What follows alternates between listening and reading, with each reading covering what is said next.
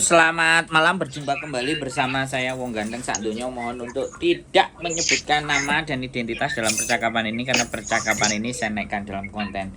Iki piye meneh, Mbak? Oke, Mbak, aku kudu siap, siap, siap. piye? Harus Aku bagaimana kudu ini? piye, Mas? Aku bingung, bener-bener aku nggak kuat nih bisa di sini, Mas. Enaknya gimana ya? Kemarin itu sempat bojoku udah masukin dokumen ke imigrasi, tapi belum ada balasan soalnya kan baru aja masukin dokumen kan, paling tidak kan 1 minggu, sekitar 2 minggu kemudian kan kurang lebih kan baru dapat balasan.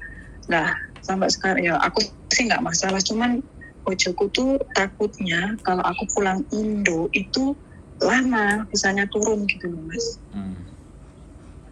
Gimana, Mas? Oke ya, berarti ini nikahnya sudah, masuk dokumennya sudah, terus gak betah di majikan, pingin pulang. Ya sudah, pulang aja. Ya, tapi ada tanda tangan nggak sih masa adanya aku pulang Indonesia gitu? Cinta di SMS sama jenengan tadi itu, Mas Andro. Gini ya, Mbak. Kalau kita udah bicaranya imigrasi itu sebenarnya sudah di luar ranah saya. Saya hanya bicara pengalaman. Saya nggak bisa bicara pengalaman saya ini nanti bisa diterapkan dalam konteks visane sampean apa enggak. Tapi bagi saya ya selama sampean sudah masuk terus sampean break sampean pulang itu menurutku sih aman. Oh iya. Nah, daripada sampai nanti di Makau terus riwa-riwi keluar masuk ya sampai tinggal sabar aja nunggu di Indonesia sampai visanya turun. Nah, setelah sampai memasukkan dokumen 2 minggu imigrasi akan mengirim surat ke tempat bojone sampean. Apa yang kurang, apa yang nggak pas, apa yang nggak benar, nah itu sampean harus melengkapi. Berarti intinya dokumenku nggak usah aku balik, pokoknya ditaruh di Hongkong aja. Suatu waktu imigrasi membutuhkan itu nggak usah riwa-riwi. Itu kan ibaratnya yang kemarin pas surat nikah itu kan ditinggalkan di Hongkong aja ya, Mas. Tinggal aku aja yang pulang Indonesia gitu aja ya. Sampean dengerin aku ngomong dulu. Ya, sampean ini kan mau dengerin aku ngomong kan? Apa sampean mau ngomongi aku? Nek sampean ngomongi aku yang akan yang akan diem dengerin. Gitu loh. Tapi kalau aku jelasin sampean dengerin dulu sampai habis. Baru nanti tak kasih sampean ngomong, ya. Oke? Boleh saya mulai ngomong. Biar sampean itu punya pandangan gitu loh. Jadi gak buwe kong karepe dhewe. Jadi gini, Mbak. Ya, sekali lagi. Setelah nanti masuk dalam 2 minggu ada yang kurang, dia pasti akan ngasih info ke sampean. Ya. Dia akan ngasih info yang kurang apa, seperti apa dan bagaimana. Itu pastinya ya kan. Nah, sampean nggak perlu khawatir dan nggak perlu bingung dan nggak perlu bimbang ya terhadap kekurangannya.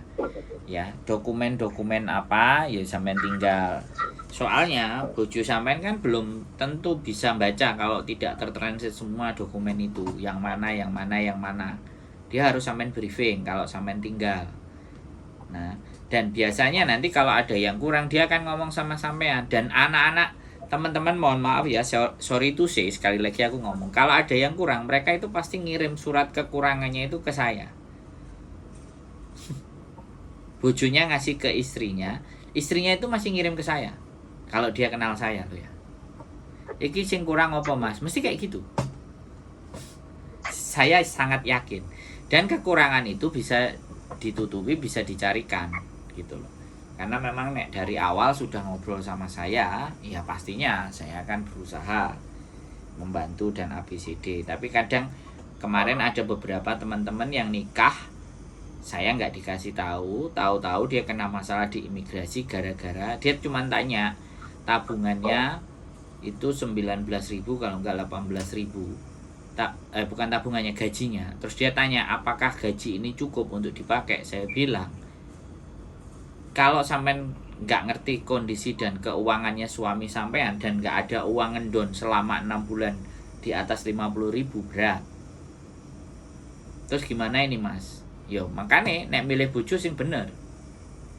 Karena aku proses kenal dan semuanya kan nggak ngerti, tapi ketika mau menuju proses nikah saya selalu bilang nggak semua orang Hongkong itu bisa menjadi guarantor, gitu loh, menjadi guarantor atas pernikahan kita. Kalau dia banyak utangnya nggak bayar, jelas nggak akan keluar visa dependent. Makanya kita penting untuk mengetahui latar belakang calon pasangan kita. Nah aku kan nggak ngerti latar belakangnya calon pasangannya sampean. Jadi nanti datanya apa yang kurang dan semuanya kan nggak ngerti. Si ngerti kan sampean. Tapi selama sampean menganggap semuanya baik-baik saja, ya udah kita ikuti aja prosesnya. Kalau sampean udah nggak betah dengan majikan, ya sudah break pulang. Sampean tunggu visanya di Indonesia. Ada kok teman-teman yang tunggu visa nikah di Indonesia, beberapa orang ngomong ke saya nggak jadi masalah, dia mau keluar dari majikan. Saya cuman berpikir kalau pada saat berpisah dengan suaminya kanten apa enggak, suaminya gelem apa enggak. Rata-rata sing nggak gelem kan suaminya. Kadang kalau anak-anak yang paper, anak-anak apa? Ya, bosku juga bilang gitu, nggak pengen pisah, pengennya ya nunggu. Tapi kan aku tetap kan masih nggak enak. Loh lah iya, makanya kan aku bilang solusinya kan kon ngejeng bojone sampean di awal. Lah meng-meng, sampean itu ngerti nggak yang aku omongin? Dari awal sampean ketemu sama saya, sampean malah ada majikan lain terus tanda tangan kontrak. Kenapa nggak suaminya sampean yang ngejeng? Biar nunggu prosesnya itu aman. Aku heran gitu loh. Ngomong ambek sampean itu beberapa kali. Jadi jangan di saat orang itu bingung terus nanya. Tapi pada saat mau melangkah, ya ini salah satunya, sampean mau melangkah, sampean ngomong, tapi kan lama kemarin. Dari jaraknya sampean ketemu dengan saya dengan proses yang sekarang ini kan lama. Kan kayak gitu loh, Mbak. Dan aku udah ngomong dari awal, siapapun kalian ketika kalian posisinya adalah sebaiknya ya kan, kalau menikah ya sudah pastikan calon suaminya kalau nggak mau pergi dan wis gak betah dengan majikan, kon ngejeng. Tapi kalau memang gak bisa ya sudah, mau panfa, pastikan benar-benar calon suaminya itu benar-benar bisa nerima sampean pada saat pulang ke Indonesia. Itu loh yang harus dipahamkan. Wes, saiki sampean mau ngomong apa? Ya paham Mas Andro, paham. Nah, jadi kalau sampean udah nggak betah sambatan karo majikan iki, pulang. Wes. Ya. Kalau sampean mau keluar ke Makau ya boleh, tapi Makau pun juga biaya. Kosnya, makannya. Tapi kalau di rumah sampean Indonesia kan ya wis pulang. Enak. Gak usah keluar dana, kecuali sampean pingin tulin-tulin dewe kan itu beda. Tapi rumah kan nggak nyewa semuanya. Iya. Yo ajak bojone sampean bisa libur apa enggak? Oh iya, paham. Seminggu atau berapa hari lah gak apa-apa sambil melihat Indonesia. Makasih banget Mas Andro. Daripada saya tekan di sini, benar-benar aku tertekan banget Mas, sampai kemarin tuh sempet maksudnya sama nenek tuh nggak bisa lah. Terus aku bingungan, SMS Eden juga kalau ada waktu kesini cuman gitu, ada nggak bisa ngasih email lah. Yang satu-satunya aku ngomong sama anaknya, ibunya kayak gini malah maaf banget, sampai banget tak diemin ada beberapa hari ini, masih aja sampai setiap hari tuh jantungku tuh tertekan terus Mas.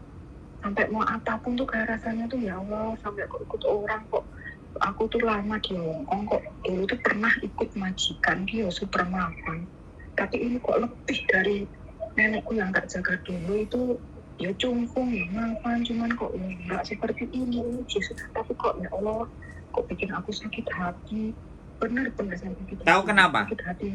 Tahu kenapa? Nggak tahu. Ya, karena sampean akan diberikan karunia dan anugerah yang lebih gede, Mbak. Iya, sama. Loh iya dong.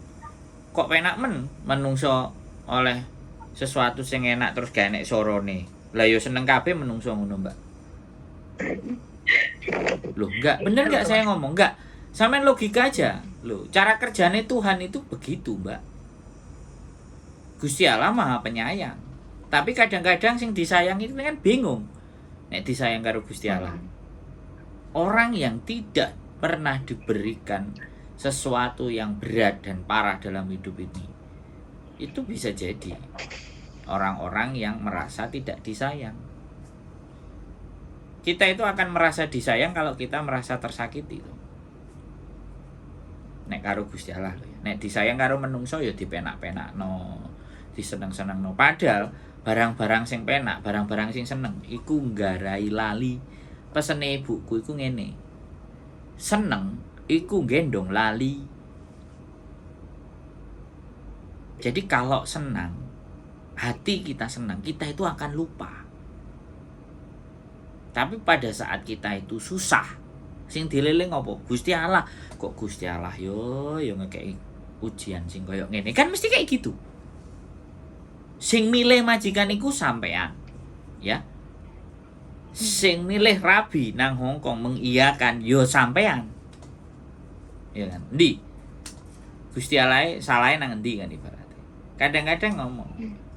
Terus wong menghibur diri, Gusti Allah mboten sare nek tersakiti. Ya salah. Gusti Allah mboten sare, awake dhewe sing keturun. Ya, jadi sampean itu mau menerima berkah yang akan lebih gede, makanya harus bisa melewatinya. Lah sampean lewati nang Hongkong apa sampean lewati nang Indonesia itu terserah sampean. Ya kan? Jadi nek penak dilakoni, nek ra penak ditinggal ngopi. Wis enak nek lagune to. Makanya ngejak ngopi aku. Sempat kayak gitu, Mas. Ngejak ngopi aku.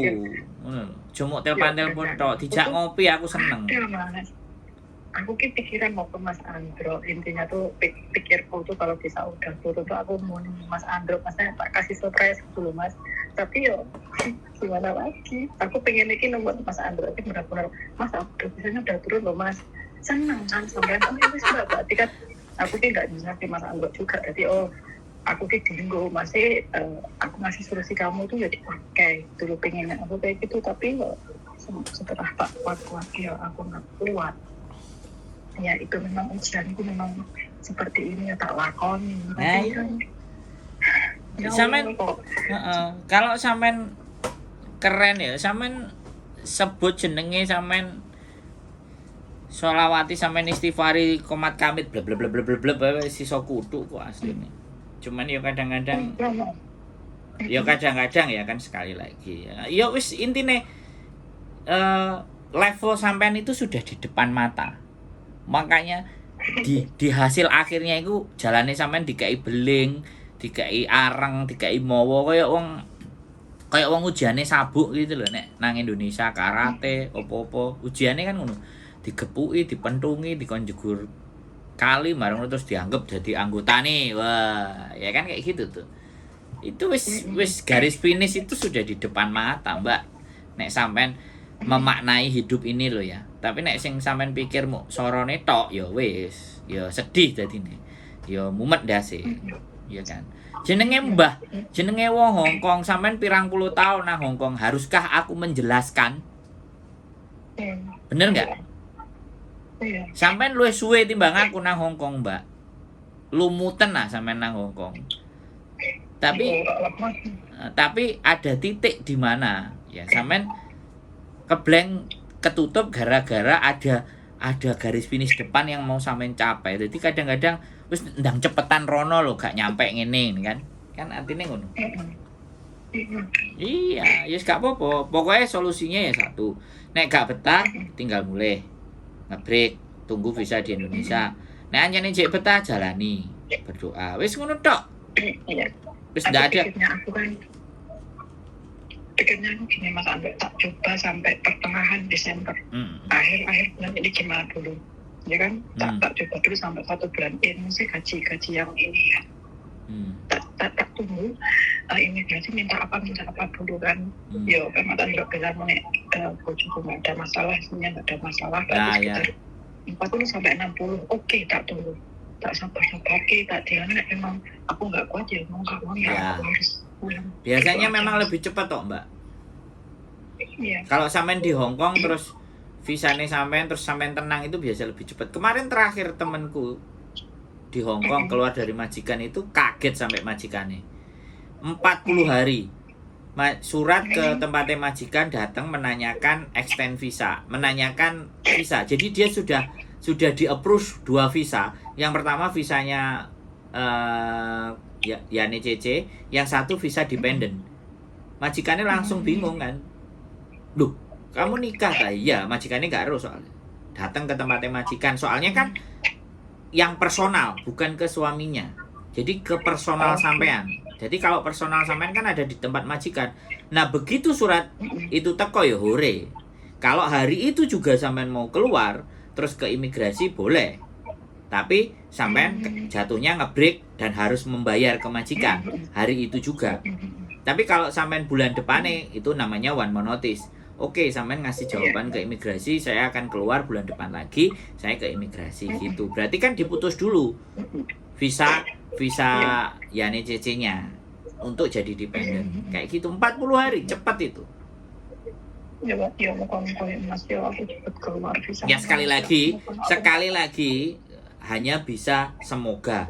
Karena saya bukan imigrasi, ya saya bukan imigrasi. Karena namanya visa itu imigrasi full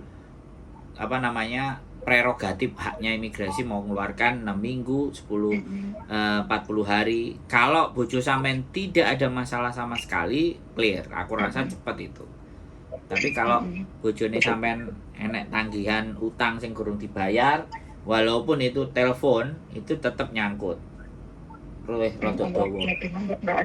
Jadi sing menentukan itu. Jadi sing menentukan itu. Ya karena aku nggak kenal, Mbak. Banyak gitu. Aku kan nggak kenal. Hah? Sing kenal kan sampean, sing ngerus sampean, gitu. Iya. Jadi visa itu hanya ada 2 nanti faktornya. Antara suami sampean atau sampean. Suami sampean sebagai guarantor. Kalau ataupun sampean, walaupun sampean dulu punya masalah, misalnya suatu saat ketangkep utang piutang dan semuanya, itu juga bisa memperpanjang. Itu memperpanjang rekod untuk turunnya visa dependent. Jadi semua, makanya 6-40 hari itu cross check data, clear, beres.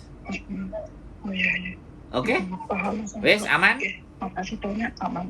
Ya wes, sehat selalu ya buat sampean, gak usah bingung, gak usah mumendase ya. Yo wis ngene iki. Makasih Mas Andre. Muntup ya ngene iki.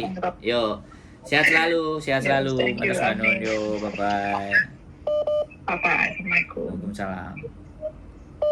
Oke teman-teman semuanya, itulah ya, menikah nunggu dependent visa, majikannya mumet dan muafan. Keep stay tune my YouTube channel and see you next video. Bye bye.